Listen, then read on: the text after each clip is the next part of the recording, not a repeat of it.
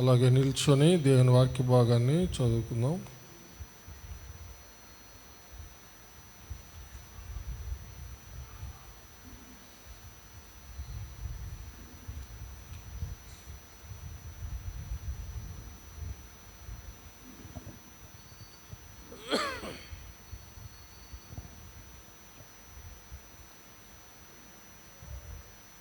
రాజులు రెండవ గ్రంథం 4వ అధ్యాయం మొదటి 7 వచనాలు చదువుకుందాం.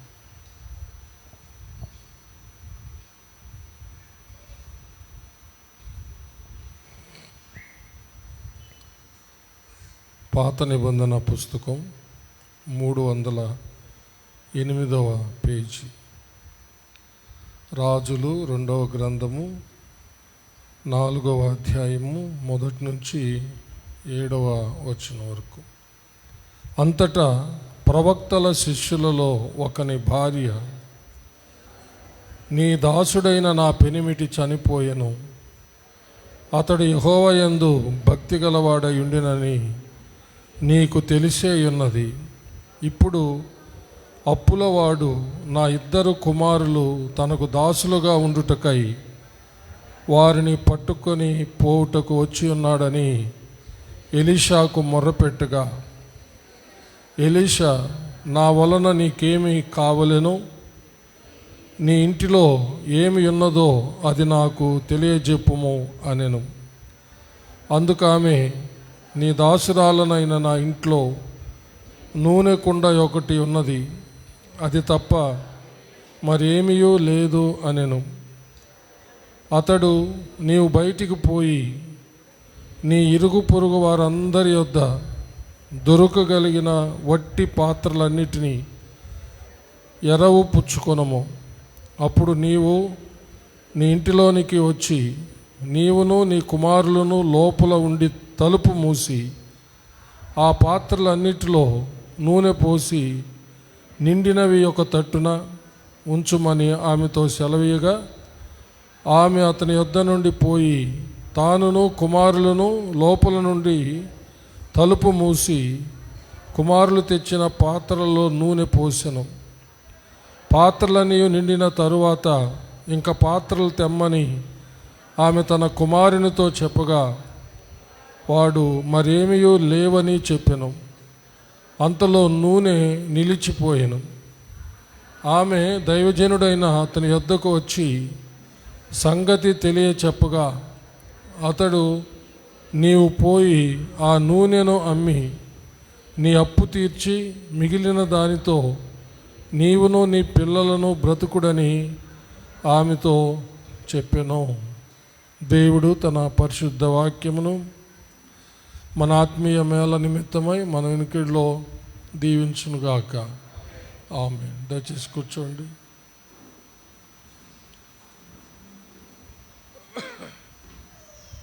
ప్రార్థన చేసుకుందాం. అందరు తలంచి కళ్ళు మూసుకోనండి, ప్రార్థన చేసుకుందాం.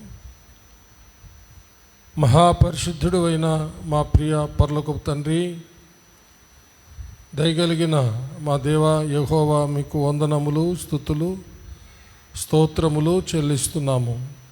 మీ దీన దాసుడునైన నన్ను మీ సిలువ చాటున మరుగు చేసుకొని నాతోనూ మా అందరితోనూ మాట్లాడమని క్రీస్తు పేర వేడుకొనుచున్నాము తండ్రి. ఆమేన్. హల్లెలూయా.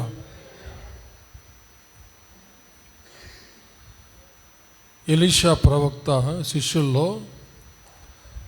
ఒక భక్తి కలిగినటువంటి శిష్యుడు చనిపోతాడు. అతనికి 2 కుమారులు ఉన్నట్టుగా బైబిల్ మనకు తెలియజేస్తుంది. కుమార్తెల గురించి చెప్పలేదు కాబట్టి ఇక కుమార్తెలు లేరు, 2 కొడుకులు అని మనకు అర్థమవుతూ ఉంది. ఆ యొక్క భక్తి కలిగిన దైవజనుడు కొంత అప్పు చేసి ఉన్నాడు అన్నమాట. కొంత అప్పు చేసి ఉన్నాడు. అతడు చనిపోయిన తర్వాత అప్పుల వాళ్ళు వచ్చారు ఇంటికి. అప్పు కట్టమని అడిగారు. మా దగ్గర అప్పు కట్టడానికి ఏమీ లేదు అని చెప్తే, సరే అప్పు తీరేంత వరకు మీ 2 కుమారుల్ని మాకు దాసులుగా పంపండి అని వాళ్ళు చెప్పారనమాట. అప్పుడు ఆ తల్లి ఎంతో వేదన చెంది తన 2 కుమారుల్ని ఆ అప్పులోళ్ళకి దాసులుగా ఇవ్వడానికి ఆమెకు ఏమాత్రము ఇష్టము లేక ఆ అప్పు తీర్చే మార్గం కొరకు ఆమె ఆలోచన చేసింది. అప్పుడు ఆమెకు గుర్తొచ్చింది, తన భర్త ఎవరి దగ్గర అయితే శిష్యుడిగా ఉండి చనిపోయాడో ఆ యొక్క ఎలీషా ప్రవక్త ఆమెకు గుర్తు వచ్చాడు. ఆమె ఇంకా ఎవరిని ఆశ్రయించకుండా నేరుగా తన 2 బిడ్డలను తీసుకొని ఆ యొక్క ఎలీషా ప్రవక్త దగ్గరికి వెళ్ళింది, విషయం చెప్పింది. అప్పుడు ప్రవక్త అయిన ఎలీషా ఏమన్నాడంటే, నా వల్ల నీకు ఏం కావాలి అని అడిగాడు. హల్లెలూయా. అప్పుడు ఆమె, ఒక్క నిమిషం,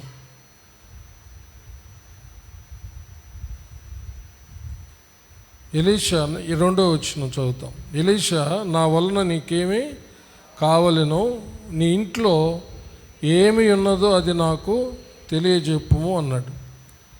నా వలన నీకు ఏమి కావలెనో, నీ ఇంట్లో ఏమి ఉన్నదో అది నాకు తెలియజెప్పు అన్నాడు. అందుకామె, నీ దాసురాలనైన నా ఇంట్లో నూనె కుండ ఒకటి ఉన్నది, అది తప్ప మరేమీ లేదని చెప్పిందనమాట.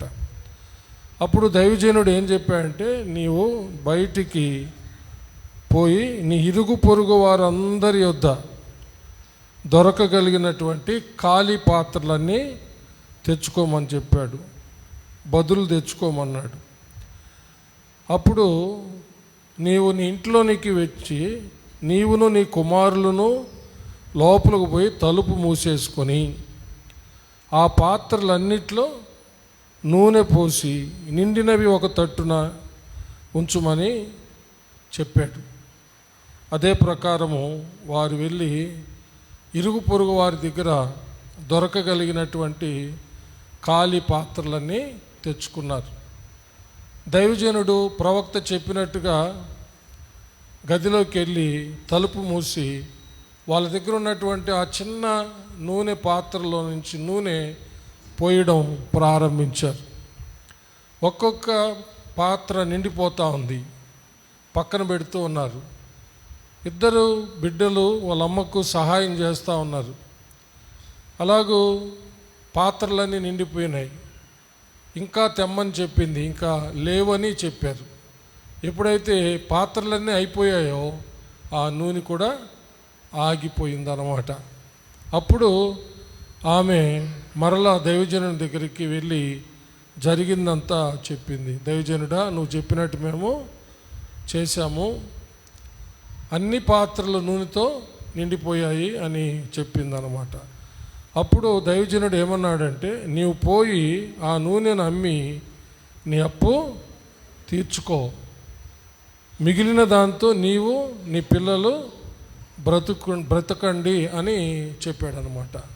అప్పుడు ఆ యొక్క విధవరాలు వెళ్ళి ఆ నూనె అమ్మి అప్పంతా కట్టేసి మిగిలిన దాంతో వాళ్ళు బ్రతకడం ఆరంభించారు. చప్పలు కొట్టి దేవుడిని మహిమ ఆపాదిస్తారు. ఈ సందర్భంలో మనము ఒక ప్రాముఖ్యమైన విషయాన్ని మనము గ్రహించి అర్థం చేసుకొని మనం చేయవలసిన దాన్ని మనము చేయాలి. పోయిన వారం మనము నాయీను విధవరాలు కుమారుడు చనిపోయి పాడి మీద మోసుకొని పోబడుతున్నప్పుడు ఆ విధవరాలు తనకున్నటువంటి ఒకే ఒక కుమారుడు చనిపోయాడని ఆ పాడి వెంబడిబడి ఎంతో గుండెలు బాదుకుంటూ ఏడుస్తూ పరిగెత్తుతూ ఉండడం ప్రభువు చూచాడు. ప్రభు చూచి ఆమె దగ్గరికి వెళ్ళి ఆమెను ఓదార్చాడు. తర్వాత పాడిని ముట్టి ఆ బిడ్డను చిన్నవాడాలు ఇమ్మని ఆ బిడ్డను బ్రతికించి ఆ విధవరాలకు ఇచ్చాడు. అంటే చనిపోయినటువంటి ఆ బిడ్డను బ్రతికించి ఆ తల్లికి ఇచ్చాడు.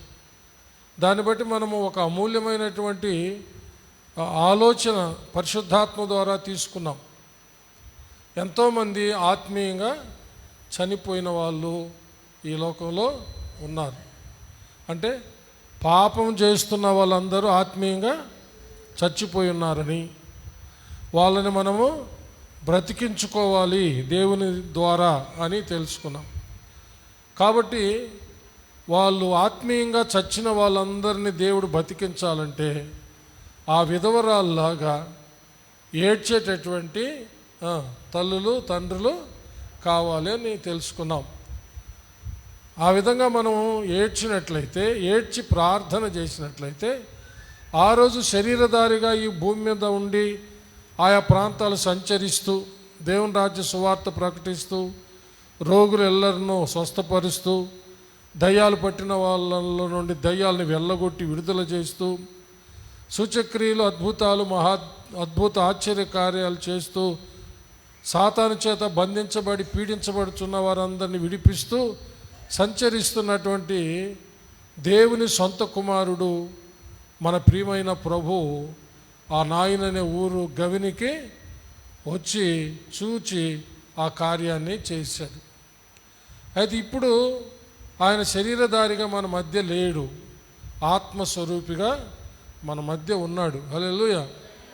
కాబట్టి ఇప్పుడు కూడా మొరపెట్టే తల్లిదండ్రులు కనుక ఉన్నట్లయితే ఆత్మస్వరూపిగా మన మధ్య ఉన్నటువంటి మన ప్రభు అయినటువంటి యేసుక్రీస్తుల వారు ఆ రోజు చేసినటువంటి కార్యాలు ఈరోజు కూడా తన ఆత్మ ద్వారా లేకపోతే మనలో నివసిస్తున్న పరిశుద్ధాత్మ ద్వారా ఆ కార్యాలు చేస్తాడు.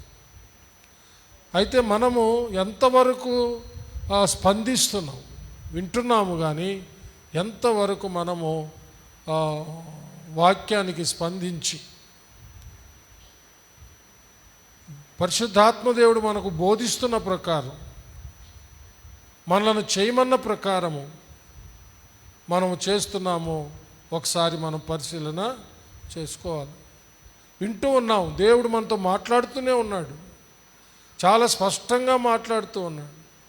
మనమే విధేయులం కాలేకపోతున్నాం, స్పందించలేకపోతున్నాం, దేవుని సన్నిధిలో కన్నీరు విడిచి ప్రార్థన చేయలేకపోతున్నాం. అందుకనే ఆత్మీయంగా చచ్చిన వాళ్ళని శరీరరీతిగా మనం పోగొట్టుకుంటున్నాం. ఆత్మీయంగా చచ్చిన వాళ్ళని శరీరరీతిగా కూడా పోగొట్టుకుంటున్నాం. అందుకనే ఆత్మీయంగా చచ్చిన వాళ్ళని కనుక మనం బ్రతికించుకోగలిగితే హల్లెలూయా, శరీరరీతిగా కూడా వారు ఆయుష్కాలం నిండిన తర్వాత దేవుని పిలుపు వచ్చిన తర్వాత వాళ్ళు ప్రభు దగ్గర పోతారు, కానీ అర్ధాంతరంగా వాళ్ళు చనిపోరు అని నా యొక్క తాత్పర్యం. హల్లెలూయా. కాబట్టి ప్రభు చెప్పిన మాట మర్చిపోకూడదు. యెరూషలేము కుమార్తెలారా, నా కోసం ఏడవద్దు, మీకోసం మీ పిల్లల కోసం ఏడవండి అని. ఏడవమని చెప్పిన ప్రభు ఏడవలేదా? ఏడవమని చెప్పిన ప్రభు ఏడ్చాడు. అందుకని పోయిన వారం నేను చెప్పాను, నాకు కూడా చాలా సిగ్గుగా ఉంది ఈ మాట చెప్పడం అని. ఎందుకంటే మన బాధ్యతలను మనము సరిగా నెరవేర్చడం లేదేమో. పాస్టర్గా నా బాధ్యత, విశ్వాసులుగా రక్షించబడిన వాళ్ళుగా మీ బాధ్యతలు, తల్లిదండ్రులుగా మన బాధ్యతలు సరిగా మనము నిర్వర్తించడం లేదేమో. మన బాధ్యతలు, మన ధర్మాలు మనం విస్మరిస్తున్నామేమో, అందుకనే అనేకులను పోగొట్టుకుంటున్నామేమో అని నా మట్టుకు నాకు ఆ విషయం చాలా దుఃఖాన్ని కలిగిస్తూ ఉందని పోయిన వారం కూడా చెప్పాను. సమూయేలు ప్రవక్త ఈ విషయంలో ఆయన చాలా చక్కని మాట చెప్పాడు ఇశ్రాయేలీలకి. మీ నిమిత్తం నేను ప్రార్థన చేయుట మానినట్లయితే యెహోవాకు విరోధంగా నేను పాపము చేసిన వాడు నగుదును అని. చూసారా? ఒకసారి సమూయేలు మొదటి గ్రంథం 12వ అధ్యాయాన్ని ఒకసారి చూద్దాం.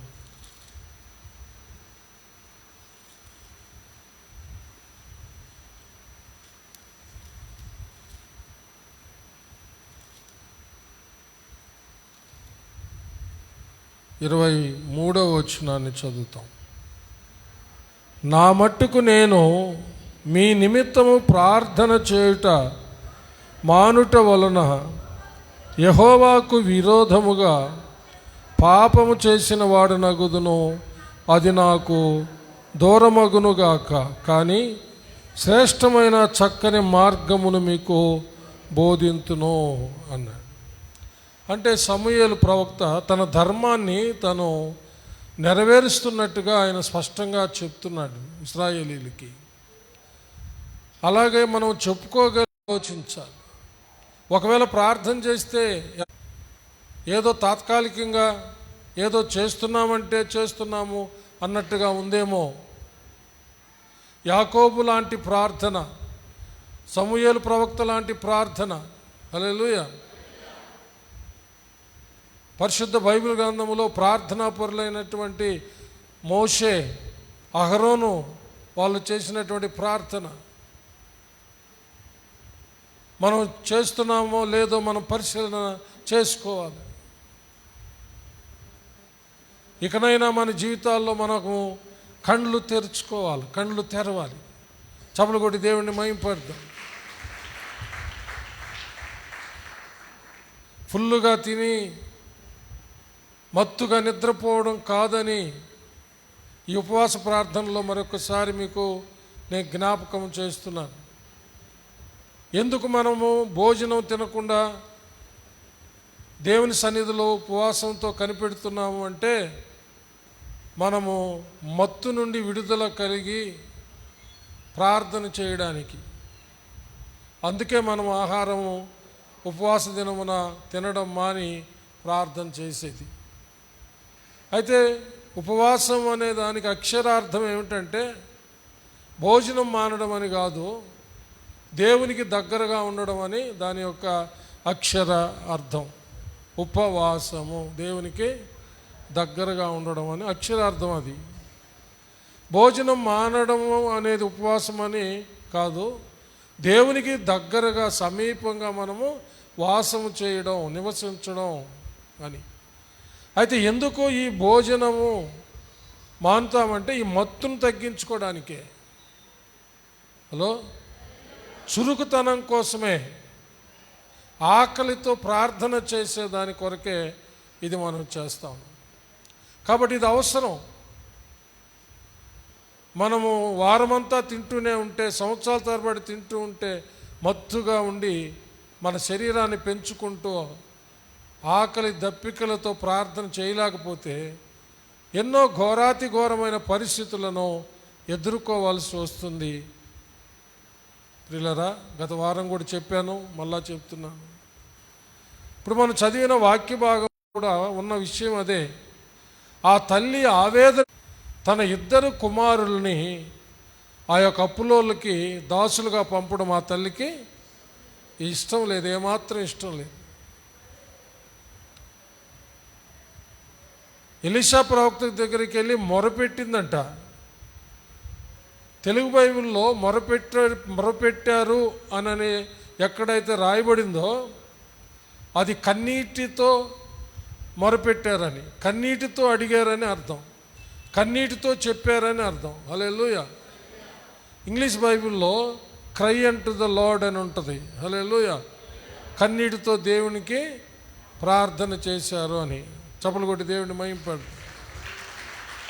కాబట్టి ఈ యొక్క విధవరాలు కూడా వెళ్ళి ఎలీషా ప్రవక్త దగ్గర మొరపెట్టింది అని రాయబడింది కదా.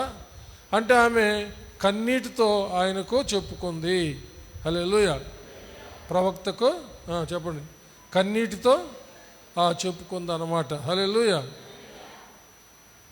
ప్రవక్త దగ్గర ఏముంటాయి? ప్రవక్త దగ్గర ఆస్తులు లేవు,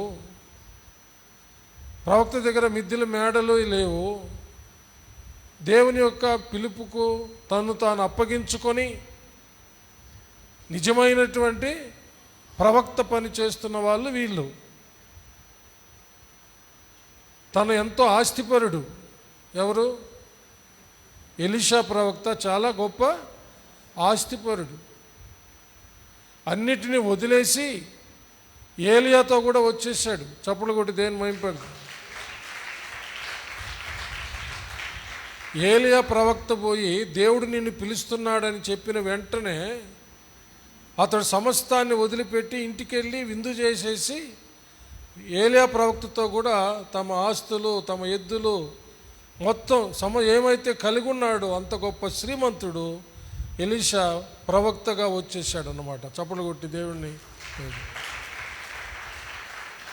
మరి ఇప్పుడు అప్పు తీర్చమని ఏదైనా ఒక ధనవంతుడి కాడికి వెళ్ళి అప్పు అడగడమో, లేక వడ్డీ వ్యాపారస్తుడి కాడికి పోయి వడ్డీకి డబ్బులు తెచ్చుకోవడమో చేస్తారు. కానీ ఏమీ లేని వాళ్ళ దగ్గరికి వెళ్ళి అడగడంలో అర్థం ఏమిటి? ప్రవక్త దగ్గర డబ్బులేమి లేవు, కానీ అప్పులోళ్ళు వచ్చారు, ఇలాగా అప్పు కట్టమంటున్నారు, లేదంటే 2 కుమారుల్ని దాసులుగా తీసుకోబోతామంటున్నారయ్యా అని చెప్పి ఆ దైవజనుడి దగ్గర, ఆ ప్రవక్త దగ్గర ఆమె ఏడ్చింది. అయితే ఆమె అంత విశ్వాసంతో వెళ్ళడానికి కారణం ఏంటంటే ఆమె భర్త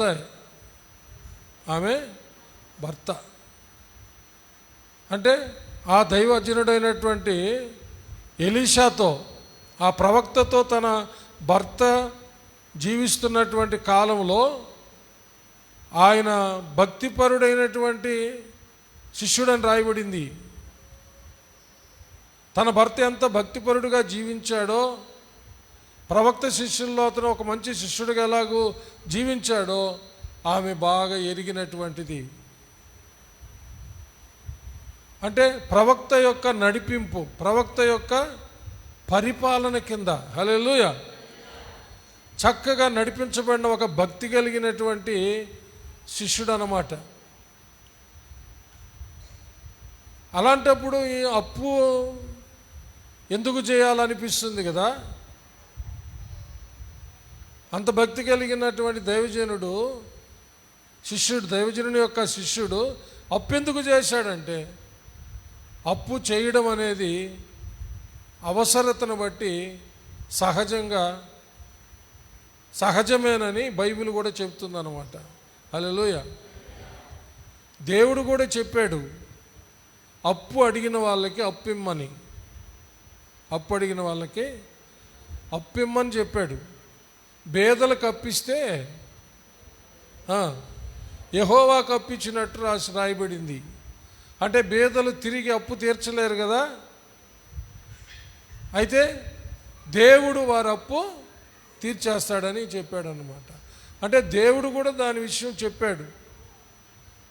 అప్పు తీసుకోవడం తప్పు కాదు, అయితే దేవుడు అలాగనే అప్పు తీసుకునేటట్టే చేయడు. దేవుడు ఒక కాలంలో అప్పు తీసుకుంటున్నటువంటి ఆ విశ్వాసుల్ని ఒకరోజు అప్పు ఇచ్చేవాళ్ళుగా చేస్తానన్నాడు. కొంచెం పరీక్ష వస్తుంది, దేవుడు మన విశ్వాసాన్ని పరీక్షిస్తాడు. కాబట్టి ఆ దైవజనుడు కూడా, ఆ శిష్యుడు ఆ ప్రవక్త దగ్గర శిష్యరికం చేస్తూ కూడా అతడు కొంత అప్పుపడ్డాడు తన కుటుంబం కోసం. తనకి 2 బిడ్డలు ఉన్నారు. అతను మంచి భయభక్తులు కలిగిన వాడు కాబట్టి ఈ లోకంలో ఉన్నటువంటి అనేక మంది డబ్బు సంపాదించుకునేదానికే ప్రవక్తలుగా, బోధకులుగా, శిష్యులుగా, సేవకులుగా, సేవకురాండ్రుగా, ప్రవక్తినులుగా ఉండేటటువంటి వారు కాదు కాబట్టి, యథార్థంగా జీవించేవాళ్ళు కాబట్టి అతను కొంత అప్పు పడ్డాడని మనం గ్రహించాలి. హల్లెలూయా. అందుకనే ఎలీషా ప్రవక్త కూడా నీ భర్త నాకు తెలియకుండా అప్పు చేశాడమ్మా, అతను మంచోడు కాదు అని అలాగేం మాట్లాడలే. అలాగని మాట్లాడా ఏం మాట్లాడలేదు. అంటే అతనికి తెలుసు ఆ శిష్యుడు ఎంత భయభక్తులు కలిగిన వాడో ప్రవక్తకి తెలుసు. చాలా గొప్ప ప్రవక్త ఎలీషా ప్రవక్త. తన దగ్గర ఉన్నటువంటి శిష్యుడు గేహజీ దేవుని చిత్తానికి వ్యతిరేకంగా నయమానుతో కూడా ధనాన్ని ఆశించి పోయినప్పుడు ధనపు సంచులు తెచ్చి దాచిపెట్టి, నువ్వు ఎక్కడికి వెళ్ళావంటే నేను ఎక్కడికి వెళ్ళలేదు, ఇక్కడే ఉన్నాను అన్నాడు. ఎలీషా ప్రవక్త ఏమన్నాడు తెలుసా? నా ఆత్మ నీతో కూడా రాలేదా అన్నాడు. ఏమన్నాడు? ఎలీషా లోపల ఇంట్లోనే ఉన్నాడు, కానీ ఆయనలో నుంచి తన ఆత్మ వెళ్ళిందంట. హల్లెలూయా. ఇదొక ప్రత్యేకమైన అనుభవం. అంటే మన శరీరంలో నుంచి ఆత్మ వేరై అనేక చోట్లకి వెళుతుంది అనేది ఎంతైనా వాస్తవం. హల్లెలూయా. అది కొంతమంది ప్రార్థించేటటువంటి వారిలో కలిగిన గొప్ప అనుభవాలు. చప్పలు కొట్టి దేవుడిని మహింపరుద్దాం. శరీరం అక్కడే ఉంటుంది, ఆత్మీయులన్నీ చూసి వస్తుంది అన్నమాట. ఇది ఒక ప్రత్యేకమైన అనుభవం, దేవుడు ఆయన సేవకులకు ఇచ్చి ఉన్న సంగతి. దాన్ని అనిపించిన వాళ్ళు చెప్పగలుగుతారు. కాబట్టి ఎలీషా ప్రవక్తకు తెలుసు నిజంగా అతడు మంచి దైవ భక్తి కలిగిన వాడే అని. అందుకనే ఆమెతో ఒక్క మాట కూడా నీ భర్త ఇట్లాంటి వాడు అట్లాంటి వాడు అని ఏం మాట్లాడలేదు. నా వల్ల నీకేం కావాలి, నీ దగ్గర ఏమీ ఉంది అని అడిగాను. నా దగ్గర ఒక చిన్న నూనె కుండే. అంటే ఎంత యథార్థమైన కుటుంబమో చూడు. అంటే ఏమీ సంపాదించుకోలేదు. అందుకని నిజమైనటువంటి సేవకులు సంపాదించుకునేదానికి కాదు, ఆత్మలు సంపాదించేదానికే. ఆస్తులు సంపాదించుకునేదానికి కాదు, భూములు సంపాదించుకునేదానికి కాదు, బంగారు వెండి సంపాదించుకునేదానికి కాదు. నిజమైనటువంటి సేవకుడు సేవకురాలు దేవునికి సమర్పించుకున్నటువంటి నిజమైన వాళ్ళు ధనాపేక్ష లేని వాళ్ళు ఉంటారు. వారిని వారు త్యాగం చేసుకుంటారు అంతే. దేవుని సేవకే ప్రతిదీ ఖర్చు చేయడానికి ఇష్టపడతారు. ఇలాంటిదే నా అనుభవం కూడా. దేవుడు అలాగ నడిపిస్తూ ఉన్నాడు నన్ను.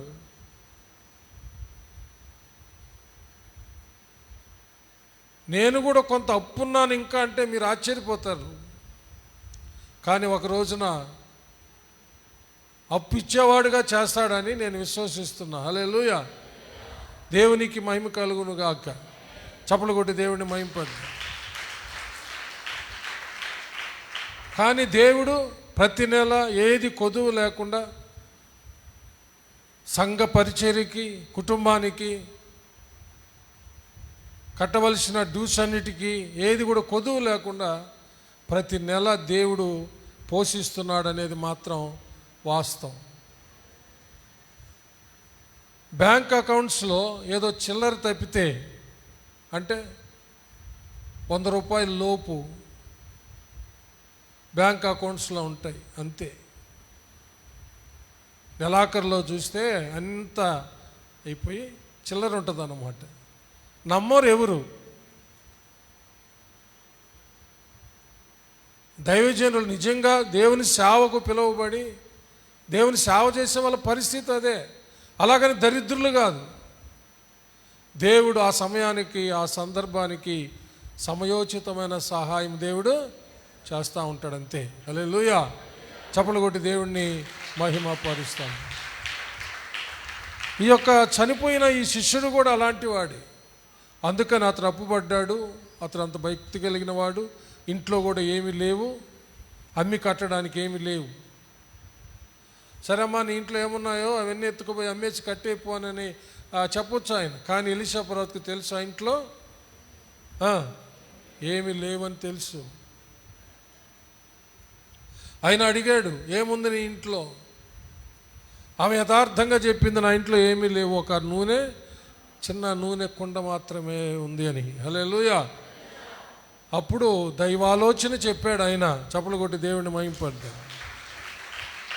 సరే, నీ వెళ్ళు, నీ చుట్టుపక్కల ఉన్న వారి ఇళ్లల్లో నుంచి ఖాళీ పాత్రలు ఏదన్నా ఎన్ని దొరుకుతాయో అన్నీ బదులు తెచ్చుకో, మళ్ళీ ఇచ్చేస్తామని చెప్పి తెచ్చుకో. పోయారు, కొడుకులు పోయి దొరకగలిగినవన్నీ తెచ్చారన్నమాట. తలుపు మూసుకొని ఒక్కొక్క పాత్రలో నీ దగ్గరున్న నూనె పోయి అని చెప్పాడు. అలాగే చేసింది ఆమె. పాత్రలన్నీ నిండిపోయినాయి. ఏమిటి అసలు ఇదంతా? కొంచెము విశ్వాసము గొప్ప కార్యాలను చేస్తుంది. చపలు కూడా దేని మహింపడదు. ఏంది? కొంచెం విశ్వాసం, ఆవగింజంత విశ్వాసం.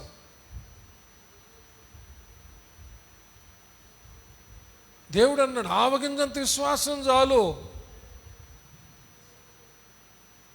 ఈ కొండను పోయి సముద్రంలో పడమంటే ఆ కొండ లేచిపోయి సముద్రంలో పడుతుందంట.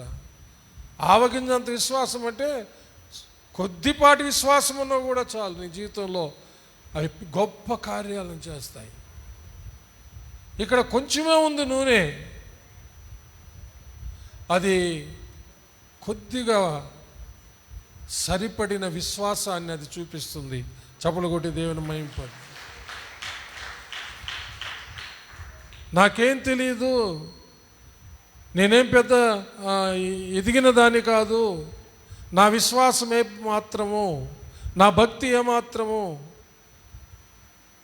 నా భర్త మంచి భక్తిపరుడు, నాకేమి రాదు అనని అనుకోలేదు.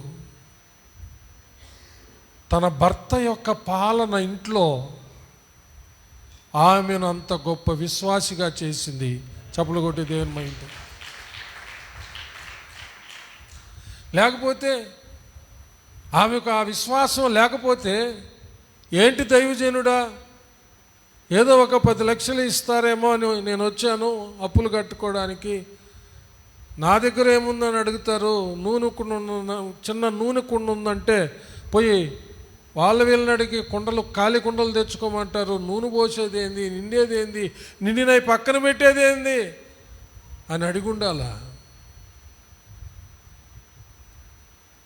కానీ తను గొప్ప విశ్వాసి. చప్పులు కొట్టి దేని మహిమ. దేవుని యందు భయభక్తులు కలిగిన ఆ శిష్యుని భార్య తన భర్త యొక్క భయభక్తులలో ఉన్నటువంటి ఫలము, అందులో ఒక విశ్వాసము ఆమె సంపాదించుకొని ఉంది. చప్పలు కొట్టి దేని మహిమ. ఇంకొక విషయం కూడా చెప్పనా, ఆమె కాదు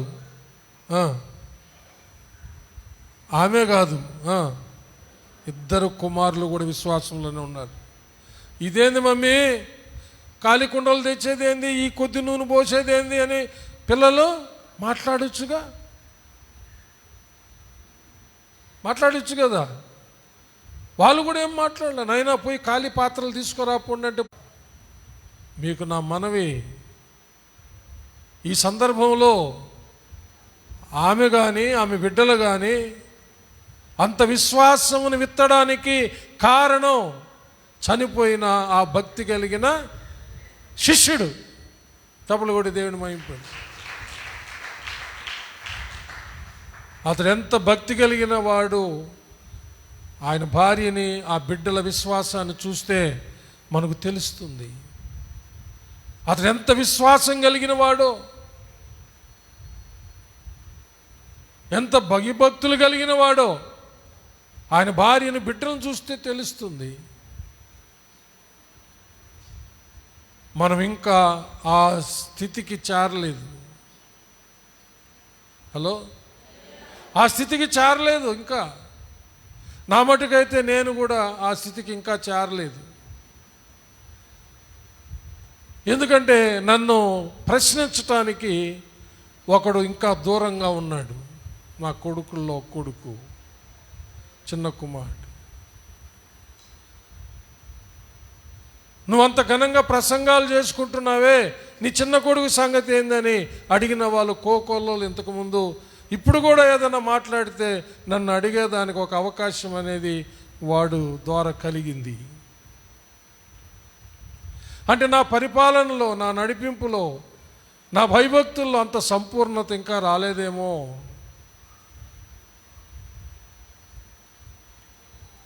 కాబట్టి ఒక తండ్రి యొక్క నడిపింపు, తండ్రి యొక్క పాలన ఆయన భార్యలో, బిడ్డల్లో కనపడుతుంది. చప్పలు కొట్టి దేని మైంటే. కొన్ని సందర్భాల్లో దైవ సేవకులు సంఘస్థుల విషయాలు చూసుకుంటూ కుటుంబస్తులను విస్మరించినటువంటి సమయాలు ఎన్నో ఉన్నాయి. సేవ, సంఘము, సంఘస్థులు, సంఘ బిడ్డలు, సంఘ కుటుంబాలు అంటూ చూసుకుంటూ సొంత కుటుంబాన్ని విస్మరించినటువంటి సందర్భాలు అనేక మంది దైవజనుల్లో అనుభవపూర్వకంగా చెప్పినటువంటి సాక్ష్యాలు ఉన్నాయి. ఒకవేళ అలాంటి కోవకు చెందిన వాళ్ళు ఎవరైనా ఉన్నారు అంటే వాళ్ళల్లో నేను కూడా ఉన్నానని అంటాను. నా కుటుంబం కంటే ఎక్కువగా నేను సేవ మీద దృష్టి పెట్టాను. అలాగని దేవుడు నా బిడ్డలను విడిచిపెట్టలేదు. సందీప్ వచ్చేసాడు, శైలజ వచ్చేసింది, సంపత్తు కూడా ఇంకా ఆయన ప్రణాళికలోనికి రావాలి. వస్తాడు, దేవుడు తీసుకొస్తాడు. అలాగే ప్రతి పురుషుడు, ప్రతి తల్లి తండ్రి పరిశీలించుకోవాలని నేను మనవి చేస్తూ ఉన్నాను. హల్లెలూయా. అయితే ఈ శిష్యుడు చాలా భయభక్తులు కలిగిన వాడు, విశ్వాసి, యథార్థవంతుడు అని మనకు అర్థమవుతుంది. ఎందుకంటే ఆమె యథార్థతను బట్టి ఆయన ఎంత యథార్థవంతుడో తెలుస్తుంది. అయ్యా, నా ఇంట్లో ఏమీ లేదు, ఒక చిన్న నూనె పాత్ర.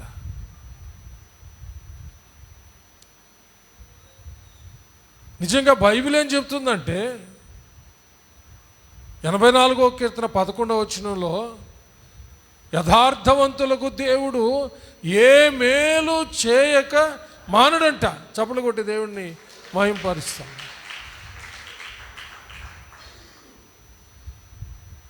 కొంచెంలో యథార్థంగా ఉండాల, ఎక్కువలో కూడా యథార్థంగా ఉండాలి, ప్రతి విషయంలో యథార్థంగా ఉండాలి. అప్పుడు దేవుని యొద్ద మనకు ప్రతి మేలు దొరుకుతుంది. చప్పలు కొట్టి దేవుణ్ణి మహిమపరుస్తాము. హల్లెలూయా. కాబట్టి ఆమె, నీ దగ్గర ఏముందమ్మా అంటే, ఆమె చెప్పింది, నా దగ్గర ఒక చిన్న నూనె పాత్ర. హల్లెలూయా. తర్వాత మరొక ప్రాముఖ్యమైన విషయము ఆమె జీవితంలో మనం తెలుసుకోవాల్సింది ఏంటంటే, అన్ని కుండలు నూనెతో నిండిపోయిన తర్వాత ఇంకా తను కానీ తన బిడ్డలు కానీ ఇంకా పొంగిపోయి గంతులేసి, ఇంకేముంది మమ్మీ, మనం అమ్ముకొని అప్పంతా కట్టేసుకొని మనం బ్రతకచ్చు అని చెప్పి ఒక నిర్ణయానికి రాలా. అలాంటి దురాలోచన చేయలేదు. ఏ దైవజనుడైతే ఆలోచన చెప్పాడో, తన తండ్రి ఎవరి దగ్గర అయితే శిష్యుడుగా ఉన్నాడో ఆ దైవజనుడిని ఆశ్రయించడం, ఆయన ఆలోచన తీసుకోవడం, ఇదంతా చేయడం, తిరిగి మరలా ఓపికతో దైవజనుడి కాడికి వెళ్ళారు. చప్పలు కొట్టి దేవునికి వెళ్ళి, అయ్యా నువ్వు చెప్పిందల్లా చేశాము, ఇలా జరిగింది, చూసారా, నువ్వు చెప్పిందల్లా చేశాము. చప్పలు కొట్టి దేవుని మహిమ.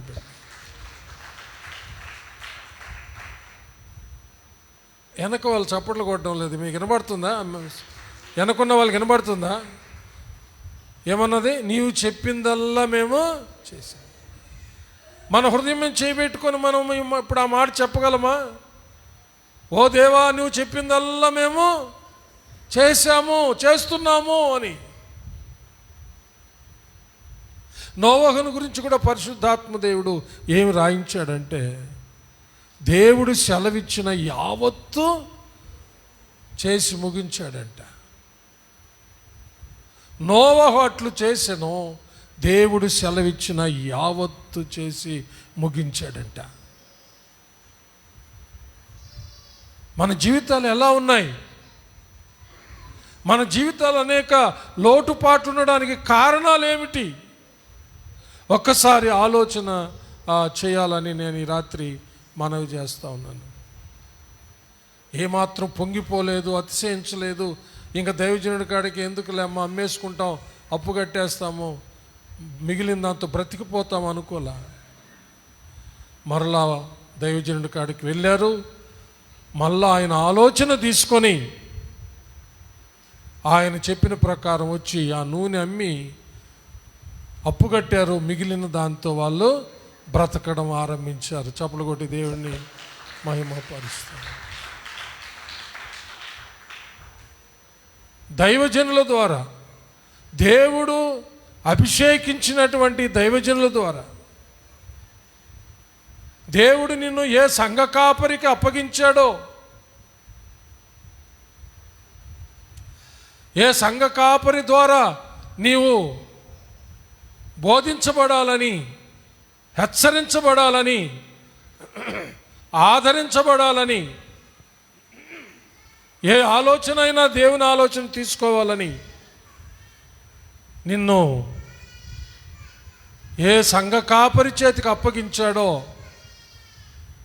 ఆ సంఘ కాపరి ద్వారానే నీకు దేవుడు తన ఆలోచనలన్నీ ఒకదాని వెంబడి ఒకటి ఇస్తూ ఉంటాడనేది ఎంతైనా వాస్తవం ప్రియులారా. హల్లెలూయా.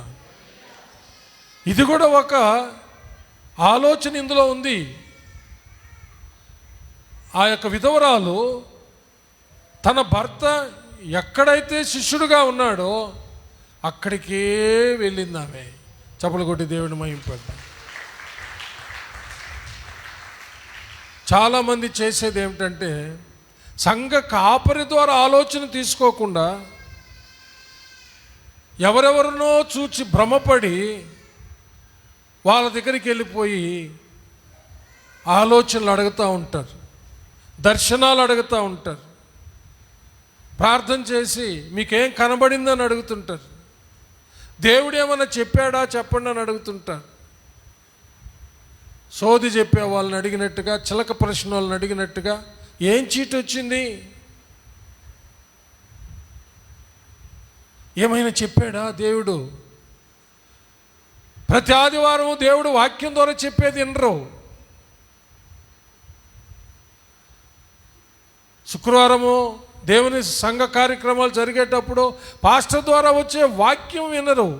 ప్రత్యేకంగా ప్రార్థన చేస్తుంటే ఏమన్నా తెలిసిందే అని అడుగుతారన్నమాట. దేవుడు చెప్పాలనుకున్నది దైవజనుని ద్వారా కూర్చున్న ప్రతి ఒక్కరితో మాట్లాడతాడు దేవుడు. చప్పలు కొట్టి దేవుని మహింపడు.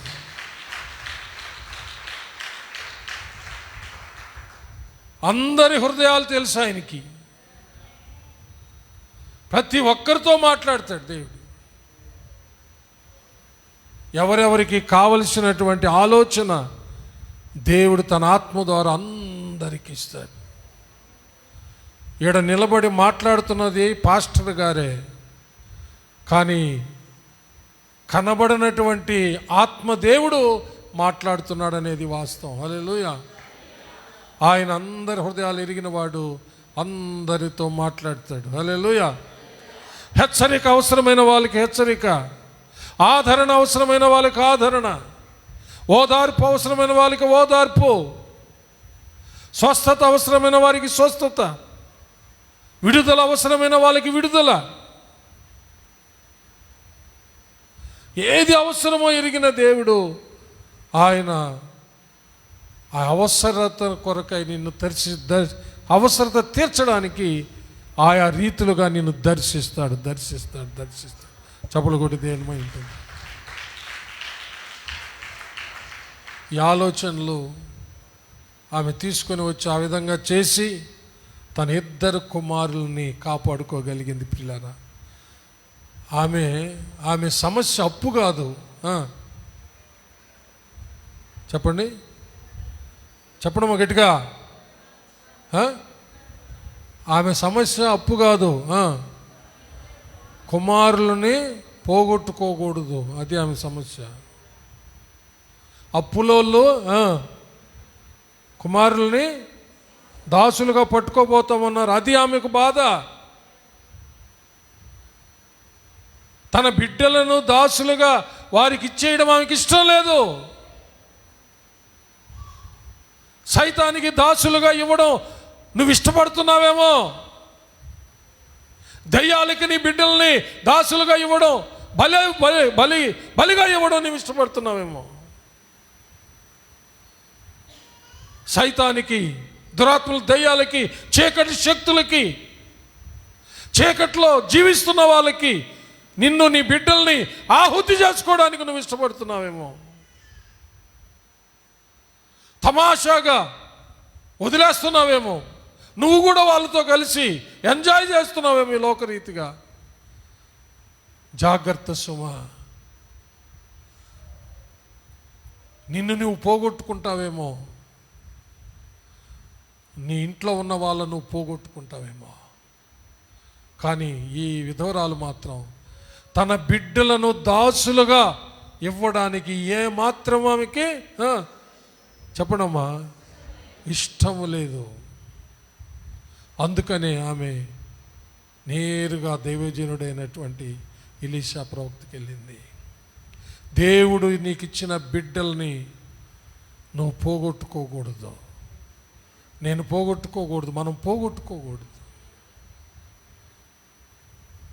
వాళ్ళ విషయమై అలాగే నీ భర్తను నువ్వు పోగొట్టుకోకూడదు, నీ భార్యను పోగొట్టుకోకూడదు, ఎవరిని పోగొట్టుకోకూడదు. అలా ఉండాలంటే దేవుణ్ణి ఆశ్రయించాలి. చపలు కూడా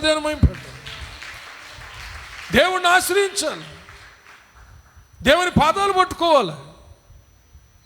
దేవునికి మొరపెట్టాలి. యెహోషాపాతు రాజు అన్నాడు కదా, యెహోవాను నమ్ముకోండి, ఆయన ప్రవక్తలను నమ్ముకోండి, యెహోవా మీద ఆధారపడండి, ఆయన ఏర్పరచుకున్న ప్రవక్తలను నమ్ముకోండి అన్నాడు. దినవృత్తాంతాల 2వ గ్రంథంలో 20వ అధ్యాయంలో యెహోషాపాతు ఆ యూదుల్ని ఆయన బలపరుస్తూ అనే మాట చూడండి. 20వ అధ్యాయము 20వ వచనం, 374వ పేజీ పాత నిబంధన పుస్తకంలో. అంతటా వారు ఉదయముననే లేచి తెకోవా అరణ్యమునకు పోయిరి. వారు పోవుచుండగా యెహోషాపాతు నిలవబడి, చూడండి జాగ్రత్తగా, యోదావారులారా, యెరూషలేము కాపురస్తులారా, నా మాట వినుడి, మీ దేవుడైన యెహోవాను నమ్ముకొనుడి, అప్పుడు మీరు స్థిరపరచబడుదురు. ఆయన ప్రవక్తలను నమ్ముకొనుడి, అప్పుడు మీరు కృతార్థులగుదురని చెప్పాను. హల్లెలూయా. చూసారా, ఎవరు నమ్ముకోవాలంటే యెహోవాను నమ్ముకోవాలి, ఆయన ఏర్పరచుకున్న ప్రవక్తలను నమ్ముకోవాలి. యేసయ్యను నమ్ముకోవాలి, యేసయ్య ఏర్పరచుకున్న శిష్యులను నమ్ముకోవాలి. ఈ లోకంలో ఎంతోమంది ఉన్నారు. ఎవరు దేవుడు ఏర్పరచుకున్నవారో తెలియడం లేదు. ఎవరు సొంతగా వారికై వాళ్ళే శిష్యులుగా తమను తాము ప్రకటించుకొని సాగుతున్నారో తెలియడం లేదు. అంత ప్రమాదకరమైన పరిస్థితుల్లో, రోజుల్లో ఉన్నాం. అందుకనే చాలా వివేకంగా ఉండాలి. ఎవరు నిజమైన ప్రవక్త, ఎవరు నిజమైన శిష్యుడు కనుక్కోగలిగే వివేకవంతులుగా ప్రతి ఒక్కరూ ఉండాలి. హల్లెలూయా. లేకపోతే ఎవరు వెంబడంటే వాళ్ళు వెంబడిపోయి మోసపోయే ప్రమాదం ఉంది. ఓడిపోయే అపజయం పొందేటటువంటి ప్రమాదం. అందుకనే యెహోషాపాతు రాజు అంటున్నాడు, యెహోవాను నమ్ముకోండి, ఆయన ప్రవక్తలను నమ్ముకోండి. ఎవరి ప్రవక్తల్ని? యెహోవా ప్రవక్తలను నమ్ముకోవాలా, యేసయ్య శిష్యులను నమ్ముకోవాలా. అంటే సైతాను ప్రవక్తలు కూడా ఉన్నారు, సైతాను బోధకులు కూడా ఉన్నారు. వాళ్ళనే వేషధారులైనటువంటి అబద్ధ బోధకులు అంటాం. కాబట్టి యెహోషాపాతు రాజు చాలా చక్కగా చెప్పిన మాట ఏమిటంటే, యెహోవాను నమ్ముకోండి, ఆయన ప్రవక్తలు నమ్ముకోండి, మీరు స్థిరపరచబడతారు, కృతార్థులవుతారంటే జయం పొందుతారని అర్థం. చప్పలు కొట్టి దేవుణ్ణి మహింపండి. కాబట్టి ప్రియులారా, ఈ యొక్క విధవరాలు తన ఇద్దరు కుమారుల్ని సేవ్ చేసుకోగలిగింది. చప్పలు కొట్టి దేవుని మహింపండి. ఇద్దరు కుమారులని కాపాడుకోగలిగింది. హల్లెలూయా. ఎక్కడికి వెళ్ళి? దేవుడు ఏర్పరచుకున్న ప్రవక్తను ఆశ్రయించి ఆయన నమ్మి ఆయన చెప్పిన మాటలు తీసుకొని ఆయన చెప్పిన ప్రకారం చేసి ఆమె తన ఇద్దరు కుమారులని రక్షించుకోగలిగింది. ఆలోచిస్తున్నారా? ప్రతి వారము ఏదో వినేసి పోవడం వరకేనా? ఏదైనా కాస్తంత మార్పు అనేది మన జీవితాల్లో మనం తెచ్చుకొని ప్రార్థనలు, యాచనలు, విజ్ఞాపనలు చేస్తూ ఉన్నామా?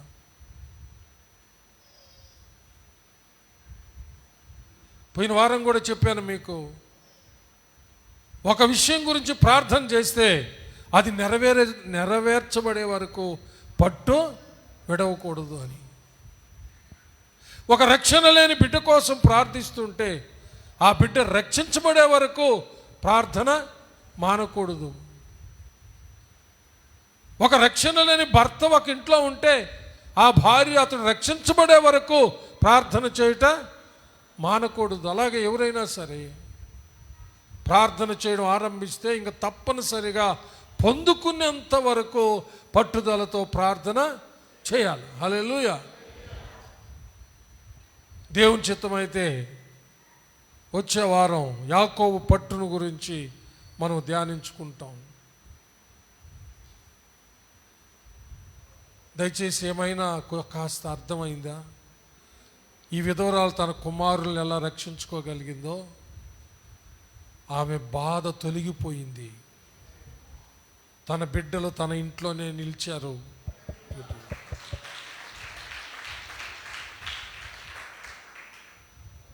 నిలబెట్టుకోవాలా ప్రియులరా, పోగొట్టుకోకూడదు. ప్రార్థన చేసుకో. హల్లెలూయా, హల్లెలూయా, హల్లెలూయా. ప్రార్థించుకుందాం.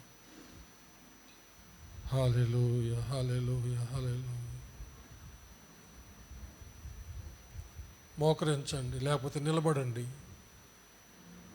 దేవా, అట్టి కృప మాకు దయచే నాయనా అని అడుగుదాం. అట్టి కృప మాకు దయచేయి ప్రభువా. తండ్రి, అట్టి కృప మాకు దయచేయి నాయన. ఒప్పుకుందాం, మాకు సిగ్గే తగింది. దానియేలు ప్రార్థిస్తాడు, ప్రభువా మాకు ఈ గతి కలగడానికి మాకు సిగ్గే తగింది ప్రభువా. ఎందుకంటే మేము కానీ, మా పితరులు కానీ, మా రాజులు కానీ, మా ప్రవక్తలు కానీ, యాజకులు కానీ ఎవ్వరు కూడా మీ మాటకు లోబడలేదు ప్రభువా. అందుకని ఈ గతి కలిగింది మాకు. మాకు సిగ్గు మాకు తగినదే. కనికరించవా దయగల దేవా. 70 సంవత్సరాలు అయిపోయింది. 70 సంవత్సరాల తర్వాత కనికరిస్తానంటివే, దయతో కనికరించు అని దానియేలు ఏడుస్తాడు కదా.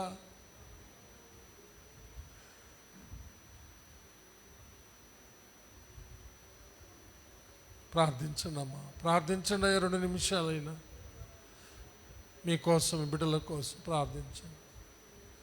వాడైతే తన్నుకోబోవడానికి కాచుకో ఉన్నాడు. ఎవరిని మింగుతున్నాని గర్జించడం ఎతుకుతూ తిరుగుతూ ఉన్నాడు. పట్టుకోబోవడానికి మొదట వాళ్ళను దాసులుగా చేసేసుకుంటాడు, తర్వాత నాశనం చేసేస్తాడు, బానిసలను చేసుకుంటాడు, తర్వాత చంపి కూర్చుంటాడు. పిల్లరా, జాగ్రత్త పడదాం.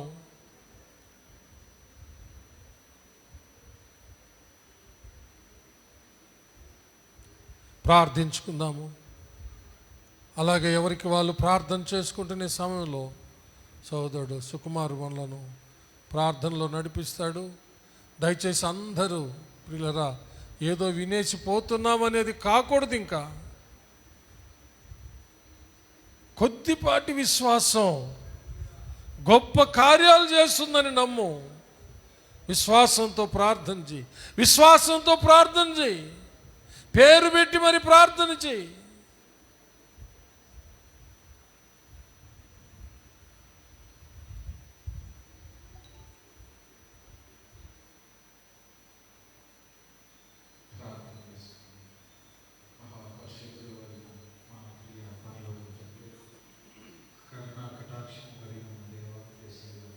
మీకు వందనాలు, స్తుతులు, స్తోత్రము చెల్లిస్తున్నాం ప్రభా.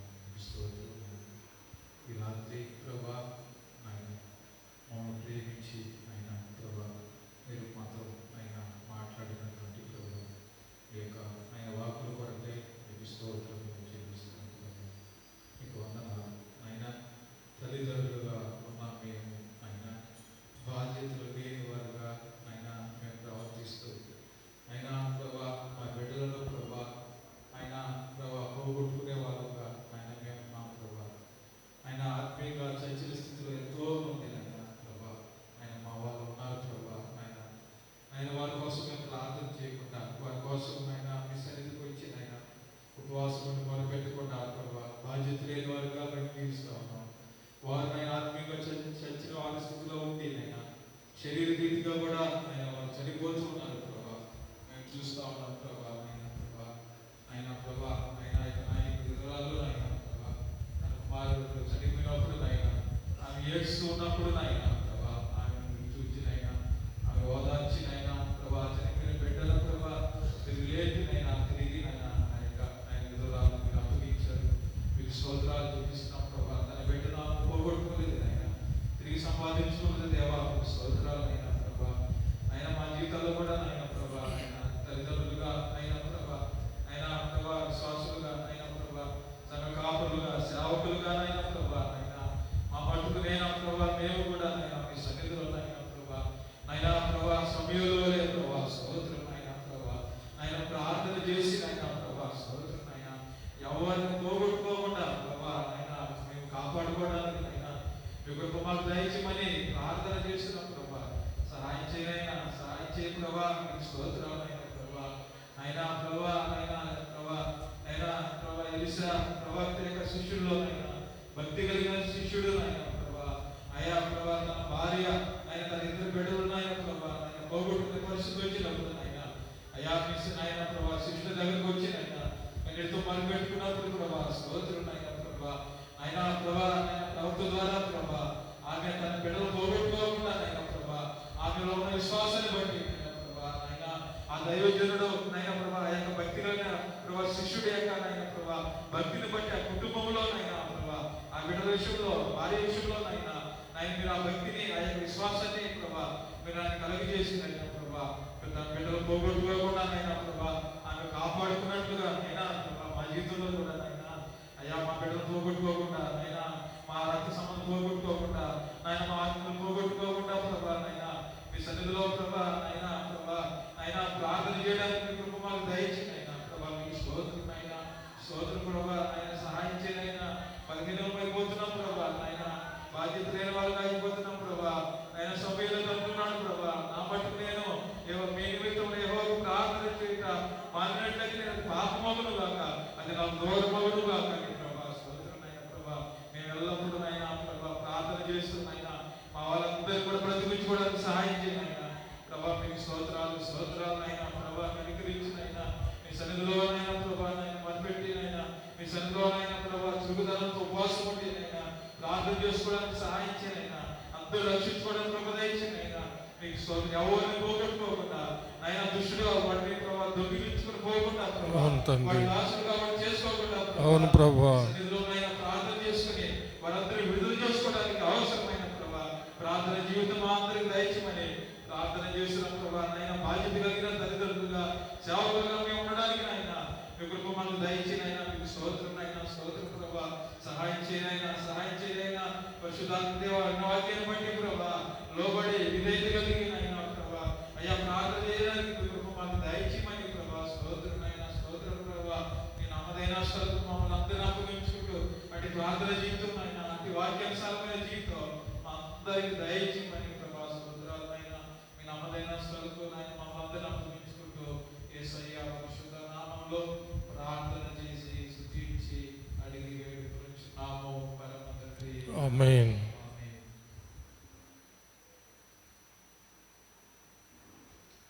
నా ప్రాణమా యెహోవాను సన్నుతించుము, నా అంతరంగముననున్న సమస్తమా ఆయన పరిశుద్ధ నామమును సన్నుతించుము. నా ప్రాణమా యెహోవాను సన్నుతించుము, ఆయన చేసిన ఉపకారములలో దేనిని మరువకుము. ఆమేన్. మన పరమ తండ్రి అయిన దేవుని ప్రేమ, కుమారుడైన యేసుక్రీస్తు ప్రభుల వారి యొక్క కృప, పరిశుద్ధాత్మ దేవుని అన్యోన్య సహవాసము, సన్నిధి, కాపుదల, భద్రత, నడిపింపు ఇప్పుడు ఎల్లప్పుడూ సదాకాలము మీకందరకును మీ బిడ్డలకు మీ బిడ్డల బిడ్డలకు మీరు కలిగి ఉన్న సమస్తానికి తోడై దీవించి ఆశీర్వదించి కాచి కాపాడునుగాక. Amen, amen, amen. May God bless you all. Yesayya నామములో అందరికీ వందనాలు. ఒకరొకరు సమాధానం తెలుపుకొని వెళ్ళి క్రీస్తు ప్రేమలో జీవించండి. దేవుని నిత్య